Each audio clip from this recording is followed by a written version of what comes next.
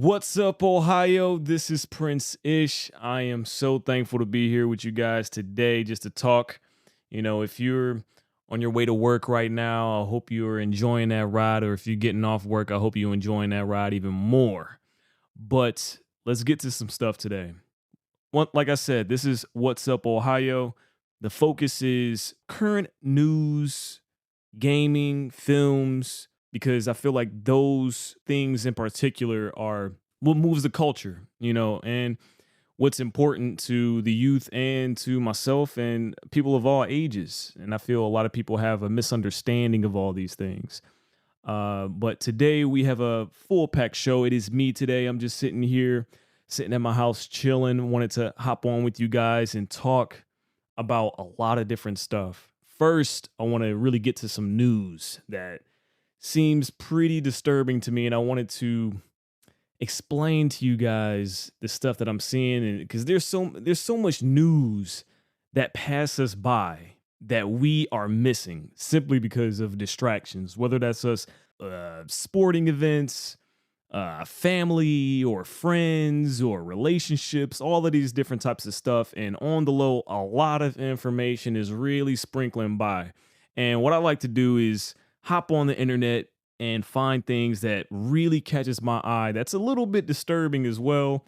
And in a way, and it could be disturbing in a cool way or disturbing in a what are we doing type of way. Like it seems like we're marching down a path that seems very not that bright, but there is also another side to it. Like, I want to break this down to you guys. So this is the first one. So this article is from NPR, and it's about scientists cloning pigs. First, let's start off there. Scientists cloning pigs. Okay, we did hear about last year when during the submarine where they put out on the low that, oh yeah, by the way, we are allowing chickens, meat that's bred in labs to be released to the public to eat for human consumption. And a lot of us probably did not know that at all. And if you are driving right now and you just heard that for the first time, I am sorry. Please be careful. Please be safe. Do not crash into anybody. Just keep it moving, keep it moving, but put it in the back of your mind next time you go into a grocery store. But let me finish this title though. It's scientists are cloning pigs being bred. They're being bred for organs for humans, for human organ transplants. I know if this is, I got to do it, a reference to John Q, the movie with Denzel Washington, where his son, he took over the hospital and his son needed a heart transplant, right? He broke in and was like, no, we can't pay these bills. He tried everything, still came up short, and they still denied him. And in America, you will be denied if you are cents off, or dollars off, especially thousands of dollars off. They'll kick you out the room. It doesn't matter. Especially if you're not in a certain, you don't have any type of pull, you don't have any type of relationships. You're not able to ruffle any feathers. But I just wanted to mention that because I understand, I get it. I get the need that we need to have to shrink down this list because there is a lot of people that need transplants, organs, and a lot of people. And I read on the article that it's saying like 17 people per day are, passing because of this limited resource, which is organs. So once again, scientists are cloning pigs, and the reason why is they're being bred for organs for humans, for human organ transplants. And this is happening in Virginia. I don't know. To me personally, it seems very, very sad because I would hope that we had a bit more common sense with a lot of things, or, just because we can do something doesn't mean that we should do that and put it into effect. So I just wish that there was another way, which probably this is the beginning stages of actual human cloning to create probably more matching organs for other people that can't make that list. But it is sad to see and hear, because if you actually listen to the episode, you can see the type of diseases that comes from animals. And I don't know that much about pigs, but we aren't even supposed to be eating them. And now we're going to be placing organs, and they're not even alive. They are alive, but they're cloned and genetically modified. So it is interesting. There was a comparison that the reporter was talking about, that he said, well, actually, the one of the scientists in the facility that said, well, if you look at it like this, a year we kill 100 million, over 100 million pigs for food, simply food. And what we're doing here at this facility, we are sacrificing 100 to 200,000 pigs for thousands of people's lives. On the surface, I'm like, yeah, I get it. I think we all get it. We're not against a supply of organs for people that are in need. A lot of people are born with things, and, health declines. There's a lot of people in different situations that, this makes a lot of sense. But they were saying that, it's still early in the days of this, but they are sacrificing the pigs within the first year of life. So what they do is, with the pigs, with that litter, that first litter, when they reach a year, I believe it is a year, where they clone that breed and so on and so forth. I don't have to keep saying sacrifice, because I believe you understand the point. But is this what we want to do? Like I said, there are so many possibilities, and they even mentioned before, and the guy tried to clean it up in the facility. It was like, well, we keep everything sanitized. We do things in a certain way to prevent some type of infection that can be crossbred into humans that can create other things. But why risk this possibility? Why risk it? What is the point of risking an animal like a pig that lays in filth? Like it.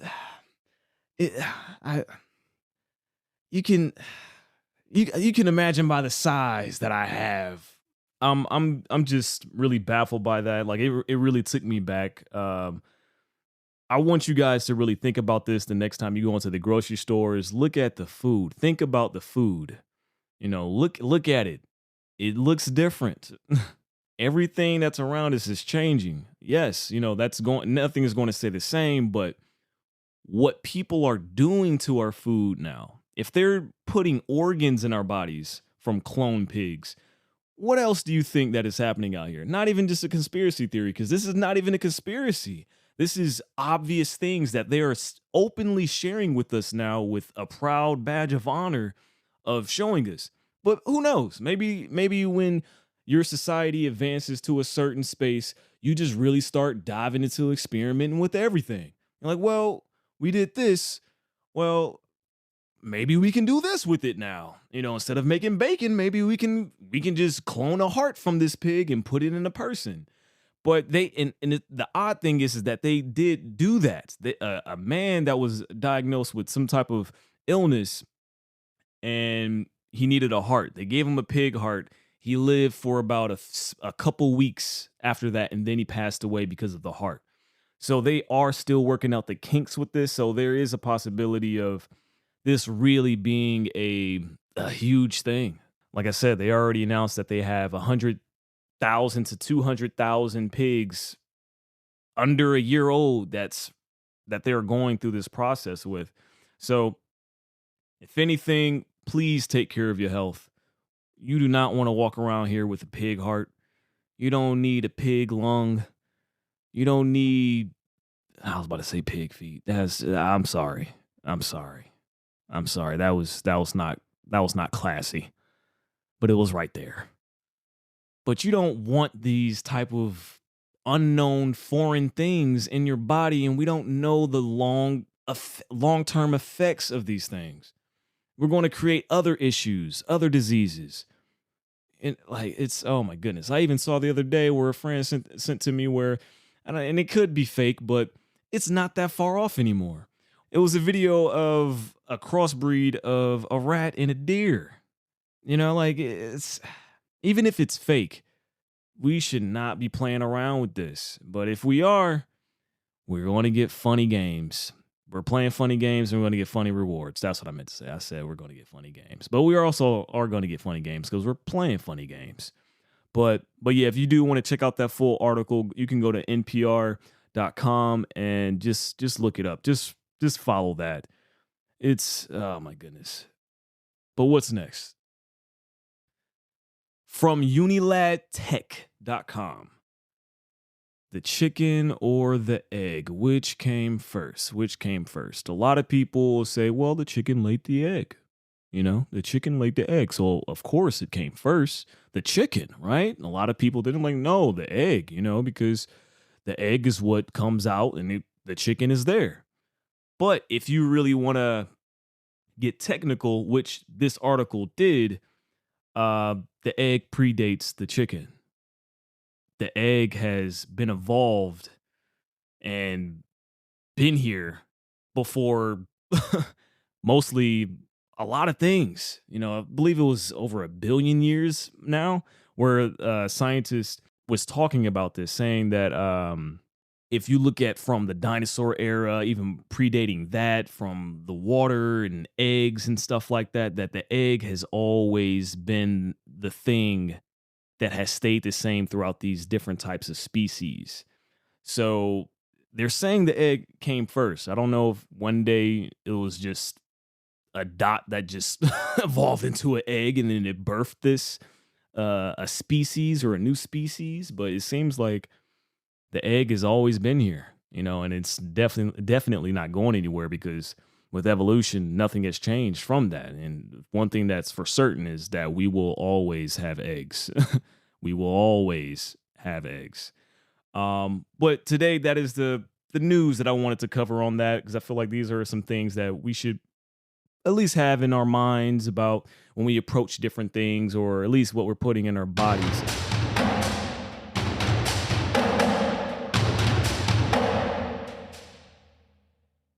This also leads me to the question, which I'm going to call this the breakdown of thoughts.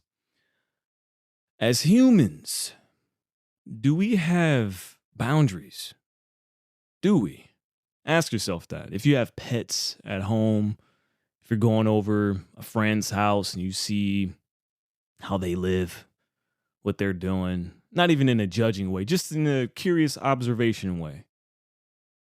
As humans, we can justify just about anything, no matter what presents itself in front of us. We can do all types of mental gymnastics to make us believe that we're doing the right thing and it's for the right cause because it serves the purpose of today. But where does that lead us? And I believe if you do look around today, or at least different states and different countries, you can see that to an extent, we all kind of arrive to a similar place of has to be done for survival, at least for, if you go back hundreds of thousands or millions of years, or even to this day, is tribal based, where we have to make sure that we have the resources, and we get the resources by taking things from others and making sure that they can't come back and take that. So other things are put in place to create barriers.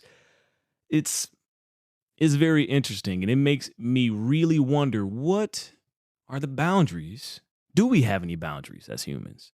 Like, say, for instance, an alien came down just in a spaceship and just landed out. I was like, hey, guys, speaking English, because it took the time to learn our language, and was like, hey, guys, do you think we can talk? I'm like, what do you want? Of course, which we should do. But what do you think our response would be? Immediately, the first thing that popped in your mind, which out of maybe 2 or 3 different things, like, oh, we got to kill that. We got to find out, lure him in there, and then we dissect his ass. He's not leaving here. But I do feel that we can choose different paths of how we approach different things. Even going back to the pig thing, like, we can choose different paths. We don't have to do these things that creates more problems over time, but simply because it's easy to do these certain things, like we have AI now. That and it's public now. I'll say we have AI that's public now. I'm sure we can come up with better solutions to other issues, at least more options. More options. I still can't get over that pig thing. I still can't get over that. They need to ask AIs like, does it have to be pigs? Can it be? I don't know. I don't know. This I was going to say something less cute, but it's like that shouldn't be the bar. Well, what's not cute? Let's just go over there and harvest those organs and put it in one of these humans. And like, no, that's not the right approach either. But it is what it is. We are humans. We're meant to survive because we have put ourselves in a place to survive and really benefit off our creativity. So this is the place that we are in, and maybe we should embrace this. Maybe we should. Maybe we should embrace this change. Maybe we're reaching a turning point in morality, you know? Maybe we're reaching a turning point where the justification of things doesn't matter that much. Once again, I ask myself, like, where is the line with that, though? Because if we're able to do that to another living thing, how soon is it that we start doing things completely directly to us that our ancestors did to one another?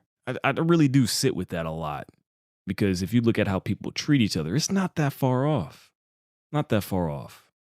Based on skin, culture, the food you eat, the hobbies we have, the games, the sports we have. But that is an interesting thing that with sports, it seems like that's a place where we can really take pride in our differences and compete. But talking about aliens or UFOs, I saw something that crossed my path this morning, and I have a feeling towards it, and I think a lot of people may believe her, but I don't. I don't. Actually, I do. I do in a way, and I'll explain. So Miley Cyrus says she was being chased by a UFO. And of course, that is the headline. But when you read it more, on her way after picking up some weed wax from a van somewhere, she was high. She was buttered like a biscuit. Buttered like a biscuit. I don't believe anything Miley Cyrus says that's outside of pop music. I really don't. Ever since she went through that black phase, I don't listen to her words as seriously. Like I said, outside of pop songs, love her music. I really do. I love Miley Cyrus music. Even that last album, I was really jamming to that. But if it's not about relationships, Miley, or how you feel empowered, just embracing your challenges in life through music, I'm not listening. I'm not listening to you speak about how you felt you were chased by a UFO after picking up weed wax from a van. I think black people and anybody have a common sense to know. It's like, well, I shouldn't talk about this publicly, even if that is true. I shouldn't talk about that publicly. But it's so weird. But I just wanted to, because if you guys don't know, there's a lot of weird stuff that's just happening, and people are just speaking openly about everything now. And it's that's a good and a bad thing, because one, we get to see another side of people that we may not have seen before, and maybe when they were younger, you see like, oh, this person is sweet. It's like, oh, okay, maybe this person needs a little bit of help, maybe a little bit, just a little bit.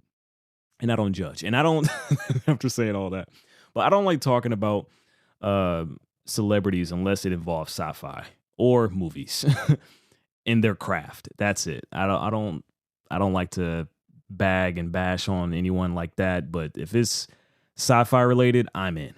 I'm going to say my opinion on it. Or if it's about a film, or the process of working on something, or the background of the story, the emotion that's displayed, or the atmosphere that's captured. For me, that's what I care about the most.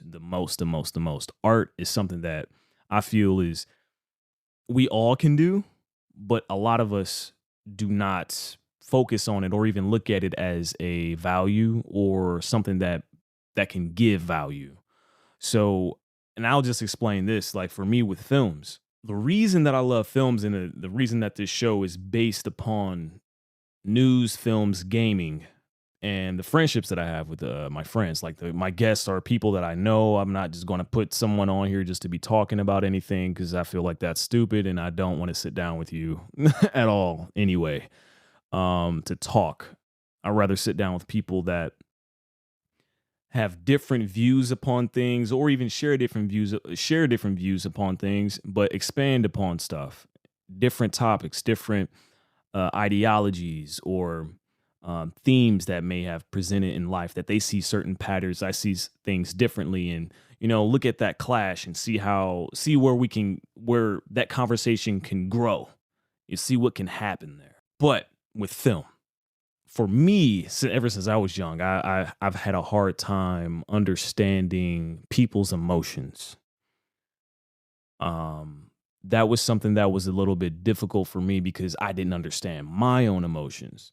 So as I got older, I started to really, well, not even older, since I was a kid, film and entertainment was always a place for me to uh, see different views because I always understood that directors can establish a theme throughout a script and really bring it to life through acting, whether it's the atmosphere or the mood. It can really bring out a certain way that I have never experienced or never thought about stuff. Like for example, for me growing up in Ohio in East Cleveland, I didn't see a white person until I was in eighth, ninth grade. I saw one or two white people in my classes, but there was no association. There was no association at all. Or if it was just a teacher, you know, 'cause I'm thinking about it, there really wasn't any white people in my classes. So I was very limited to my exposure with different races, different cultures, different types of people, different walks of life. So as like watching things like from television for me, I was big on watching like everything. I was watching everything. I was watching Home Improvement. I was watching What I Like About You. As a child, I was watching, Mad TV, SNL, everything that you could kind of watch as a kid, and a lot of stuff that you aren't supposed to be watching as a kid. Which it broadened my perspective on people and the reasons why people can do things that does not agree with you.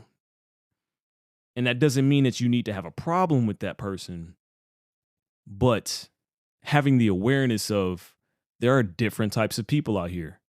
And we is different types of personalities, there's different types of things that's driving people and feelings. And but feelings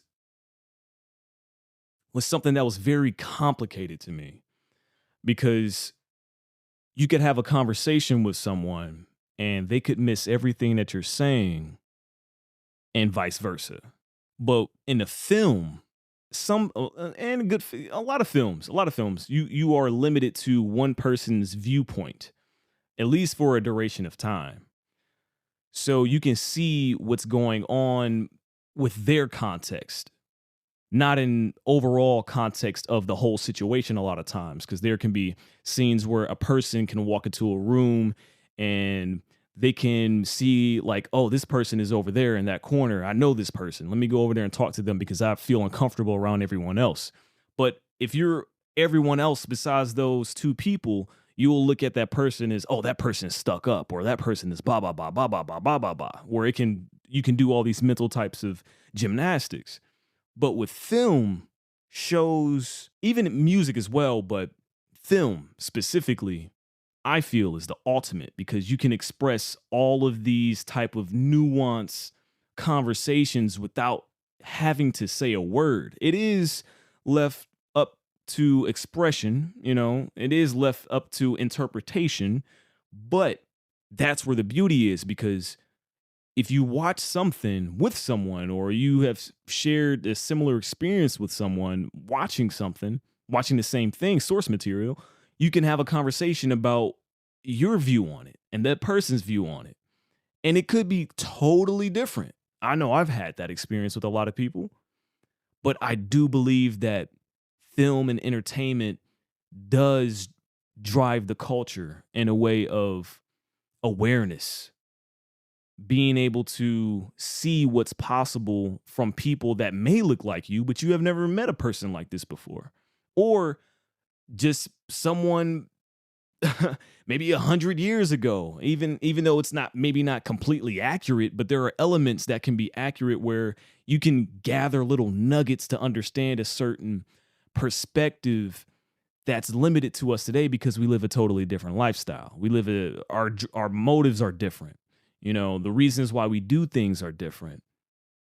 But I do believe all of that is necessary to become, for me personally, I believe, to become more free as a person. I don't know, like for me, like I'm big into art and just the whole field. So I take things very deeply when I look at things or listen to things or read books or any of that type of stuff. But I do believe that these are elements to us as humans that we should take advantage of because other other animals and stuff like that, we know for sure that they are not what well, we don't know for sure, but we know that they don't have written language. They don't have cameras. They don't have technology in a way of being able to visually express something that's outside of their body in a way. But who knows? Maybe there is. Maybe they're communicating in all types of ways. Maybe ants are down there jamming with projector screens. Watch. I don't know. I'm just exaggerating right now. But you get the point. You get the point. Another thing is with film, you're able to see the growth and evolution of people. When we live in a time, and I'll even say for decades and decades and decades, we've lived in a time where we don't let people grow, or evolve or change. But within a film or a show, you can see it's clear. It's clear you can see growth in characters. You can see evolution in characters. And there are characters that don't grow, that don't evolve, and that both of those things are equally true. But we should be aware that people can grow, people can evolve.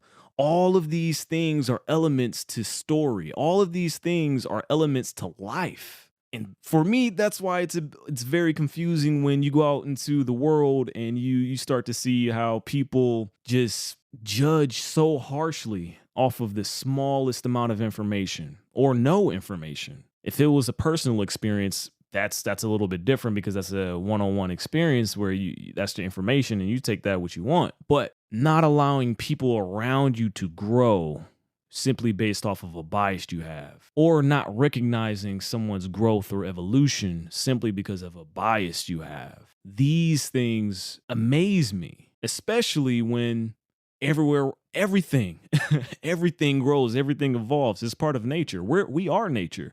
So it's just very, very interesting how all of these elements are in art, and a lot of people do not respect art, or people don't look at art as like I said, like a few minutes ago, as a valuable thing. So when there comes a film, like for me, I'll just list a couple of my favorites. For me, my number one film was A Space Odyssey, 2001 A Space Odyssey. Read some of the books, but now it's kind of flopping around a bit. So I'll give a range of films that I love. Interstellar, which is pretty much a new interpretation of 2001 A Space Odyssey. Let's see. Inception is a great movie. I love that. Just being able to play with perception and time and reality, that's really beautiful. And I'm so happy that we're in a time that people can embrace these weighted concepts and it's celebrated. But it needs to be placed in its proper packaging so it can be digested. The Dark Knight, of course, that's one of the best superhero movies ever, or best hero movies ever. From the acting with Heath Ledger and the music from Hans Zimmer and Christopher Nolan giving a master class on being able to shoot a hero film in a grounded reality, but also still keep the stakes high, where you have Heath Ledger playing a character that is psychotic but funny.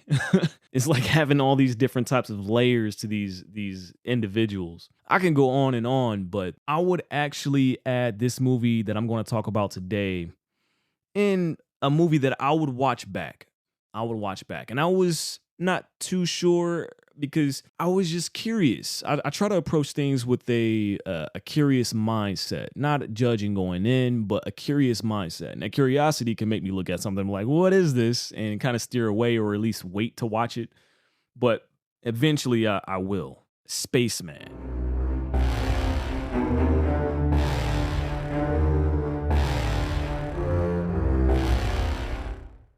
I'll just give a brief synopsis, very, very brief, so you can watch it for yourself to experience it. It's a man traveling to space, running from his emotions and past. You can really boil the film down to just that sentence. It is so powerful and emotionally driven. He's in a spacecraft this whole film, and he has an encounter, and it makes him reflect on his life, kind of forcibly, because when you're in space and you're traveling to a space, I was going to say a space. Because I don't want to give too much away about the film, because I do believe people should watch this film if they love character-based films. When I say character-based films, you love films where you can enjoy a film that's based upon kind of a small cast. Yeah, actually a small cast. But the concept of the film within this small cast can strike a point where some people need to have a large cast to invoke certain emotions. You don't need that. You don't need that all the time. And this is a great example of this. And Adam Sandler did a great job displaying the loneliness, the numbingness that men exhibit when they can be driven towards things. It's such a powerful thing because, like I said earlier, a lot of things are nuanced. Just because things aren't necessarily said doesn't mean something isn't being said. You know what I mean? That is something that is so unique with film that you can express that. The question that really intrigued me while watching this film is, when you become aware of running from your past or emotions, what do? If you become aware, what do? What do you do? This film really showcased an option in a very sci-fi, fantasy, but possibly not fantasy. Meaning, even though this was based on a book, fantasy meaning we don't know what's out there. We don't know. We don't know what's truly possible. Every day we finding out new stuff, especially scientists. And they're not telling us. They're not telling us everything, but they'll doing a lot of some things like, well, hey, we have been for the past years been experimenting with cloning pigs, you know, and we find out later where they already are pushing things and going through experimentations, which maybe is necessary to an extent. But what do? And I feel like that's something that I feel we should all ask ourselves, because at some point, and this is where I feel like we all can relate to concepts like this in film, where it can cross over into life with art, where it can create benefits for us, because in our everyday monotonous routines where we're stuck on autopilot and not necessarily facing anything that's challenging mentally or physically. But for me, every time I experience art, that's what's happening in my mind. It's a mental challenge. Not even a challenge, it's a mental awakening that's happening. And it's because I'm searching within the film, and it's through a lens of curiosity, and things just invoke in my mind with that. And I'm sure there are a lot of people out there like that. And that's why I wanted to make this podcast, so we can have a place to really sit down, talk, and expound upon ideas, and make sure that it's not necessarily just rejected as, oh, that movie was trash, or oh, that movie, he was just doing that. Where'd you get all that? It's like, no, you need to be present with what's on the screen. A lot of these people are sacrifice a lot of time away from everything that they care about to make something out of pure expression. And that's beautiful to me. That's so beautiful. And that's a great sacrifice, especially when it's good. You can do all that and you don't know if it's going to be good. But just going back to the Spaceman, and I did say something a few minutes ago about men numbing themselves that Adam Sandler, he really portrayed in that. And I want to get back to that because I don't believe people really understand this. And I believe a lot of men don't as well. You have to do a lot of acceptance within yourself to become aware of this, that you are doing it, but also from, men and women. I feel like this is a conversation that needs to be understood. A lot of men numb themselves unintentionally. Unintentionally. It's a byproduct of chasing things or wanting to provide or, or not being able to express because they've never been comfortable to express themselves. And, sometimes it's societal pressure. Everyone has their own things, everyone has their own things. But I believe that more conversations need to happen and allowed to happen. It doesn't mean that something is more important than the other. It doesn't mean that. It just means that there are room for more conversations to happen, to come to an understanding of who we are, what's in our nature, what's our true nature as people, as humans. Because there are so many things that we get lost into that are not real, We make it real because we give it energy. And our perception give it space to grow into things. And it feels real. It becomes real. What we feel becomes real. To us, at least. To the individual, at least. Or at least to the people that's experiencing you. At least. Even just piggybacking off of just that numbingness. And I'm sure all of us can experience this. And I feel like this was really, I'm saying all of this because it all ties into this film in a way, in some type of way. And I want to create a conversation that when you watch this film, or if you don't watch this film, you can walk away asking yourself something to value. So when we achieve goals, but the feeling of accomplishment is always fleeting. Our overachievers out there are people that want to please everyone but themselves.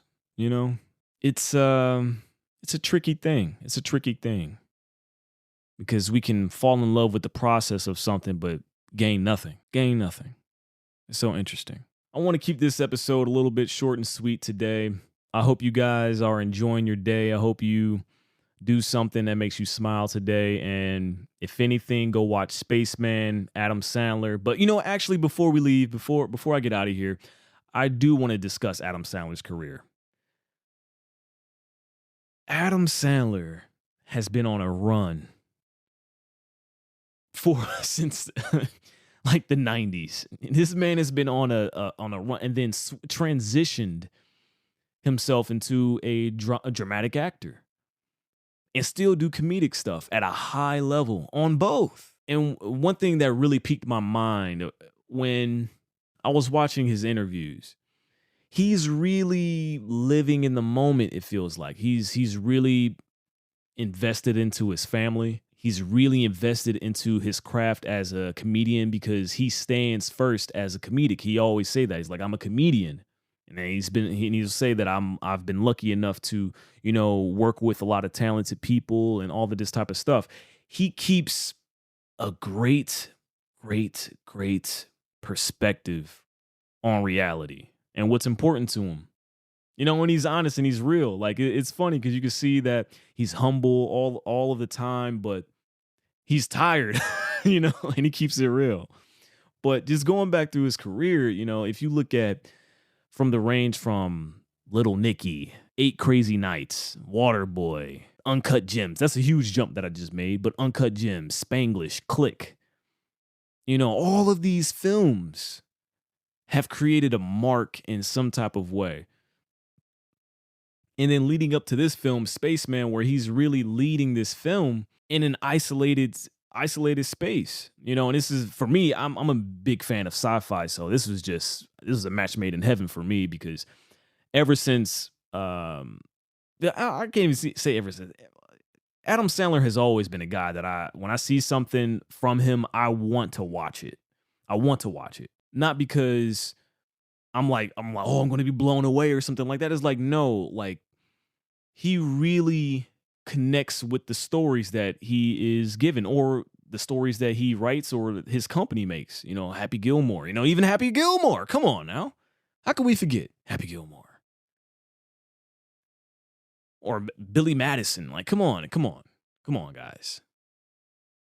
There is so many, like he needs much more respect, and he needs he's getting it. I can't even say that. He's getting it. He's getting it. Because we all see it. We all see it. But definitely, if you enjoy films that may be a little artistic, Spaceman is definitely for you. Definitely. And it's not one of those films where it's like kind of left open for interpretation. They kind of flesh it out. So I believe if you do give this film a chance, you won't be I was going to say completely dissatisfied. You won't be dissatisfied with what you get from the film, because the film is really about the journey of this man and the journey of a relationship, really reflecting. So once again, this is What's Up, Ohio. My name is Prince Ish. I'm glad and I'm happy that you sat around with me today, or you were on your way to getting something done, or you got your headphones in and you're in your zone about to go do something. Go do it with love in your heart and get your ass to the theater, because definitely need to go to the theater, because one day the theaters might not be here and you're going to be sad because it's going to be a niche thing and you're going to have to drive an hour away or 2 hours away to get to the theater. So get your ass to the theater. Appreciate you guys for listening. Subscribe and share this with your friend and ask them, what do you do? What do you do if you realize you've been running from your past or emotions? If you become aware of it, what do you do? What do you do? Do you approach it head on? Do you just turn away from it? Curious. Peace.